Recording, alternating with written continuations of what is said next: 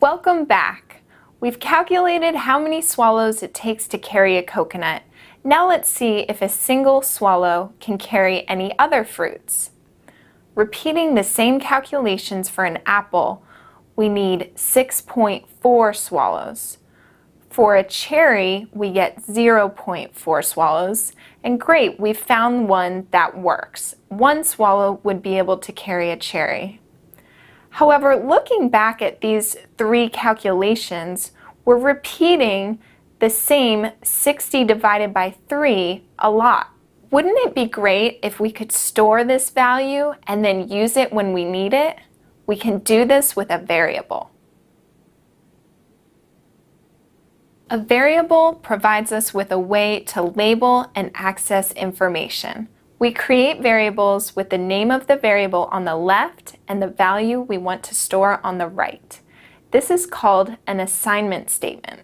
Once we've created our variable, we can reference it and get the value we stored, which means less repeated calculations and our code is more organized. Using variables also makes your code readable by assigning meaning to values. If we look at this line of code, it's not clear what we're calculating. But if we use a variable, we can infer that we're calculating the number of swallows required to carry a cherry. And then we can reference this variable and get the value we calculated later. There are certain rules for naming your variables. No spaces, and you can't start with a number or a special character. Other than that, it's whatever you want. For the most part, you'll want to name your variables something concise, but detailed enough that someone reading your code would be able to understand what you're trying to do.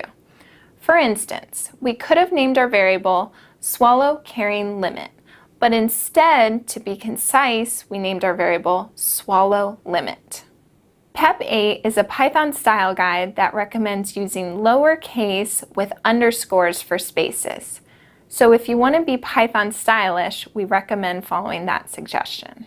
Some people prefer camel case, which is using capital letters to separate words instead of underscores, which works fine, but following PEP 8 is more Pythonic. Let's apply what we learned with the swallow problem and see how many macaws it would take to carry a coconut. First, we'll declare variables to store all of our assumptions: the percentage of the weight they can carry, the coconut's weight, and the macaw's weight. Then we calculate the macaw's carrying limit as 300 grams. We can then create a variable for number of macaws required and calculate the coconut's weight divided by the macaw's carrying limit, and we get 4.8 macaws. However, 4.8 means we have part of a macaw. It would be great if we could round this number up to 5 so that we know we have 5 whole birds. Often we will want to use functions not built into the Python language. Right now is a perfect time to use the math library or module. To use this module, we just import it by typing import math. Math has a function called ceil, short for ceiling, and it just rounds up a number to the nearest whole number. Then we can write math.ceil and put the num_macaws variable inside the parentheses, and we get the result of 5. Math is part of the Python standard library, so it comes already installed with Python. To see other modules installed with Python, you can visit the Python docs at the link below. Putting this all together, we get our final program, where we import math at the top and use the math.ceil function at the bottom.